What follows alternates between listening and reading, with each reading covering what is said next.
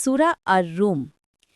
এই সূরার নামকরণ করা হয়েছে এর দ্বিতীয় আয়াত থেকে, যেখানে রোমান এবং পারস্য সাম্রাজ্যের মধ্যে সংঘটিত যুদ্ধের ভবিষ্যদ্বাণী করা হয়েছে। নাজিলের প্রেক্ষাপট: যখন পারস্য সাম্রাজ্য বাইজেন্টাইন বা রোমান সাম্রাজ্যের উপর জয়লাভ করে, তখন মক্কার মুশরিকরা এটিকে মুসলিমদের বিরুদ্ধে একটি শুভ লক্ষণ হিসাবে দেখছিল। কারণ পারস্যরা ছিল অগ্নিপূজক এবং মুশরিক, আর রোমানরা ছিল খ্রিস্টান এবং আহলে কিতাব, অর্থাৎ আসমানি কিতাবের অনুসারী।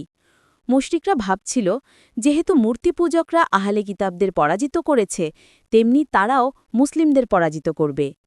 এই প্রেক্ষাপটে সূরা আর রুম নাজিল হয়, যেখানে ভবিষ্যদ্বাণী করা হয় যে অল্প কিছুদিনের মধ্যেই রোমানরা আবার পারস্যদের ওপর বিজয়ী হবে। এই ভবিষ্যদ্বাণীটি পরবর্তীতে সত্য প্রমাণিত হয়েছিল। ভবিষ্যদ্বাণী ও আল্লাহর ক্ষমতার নিদর্শন। সূরার শুরুতেই রোমান ও পারস্য যুদ্ধের ভবিষ্যদ্বাণী করা হয়েছে, যা আল্লাহর ওয়াদা এবং তার অসীম ক্ষমতার প্রমাণ। এই ঘটনা মুসলিমদের জন্য সান্ত্বনা এবং মুশরিকদের জন্য সতর্কবার্তা ছিল।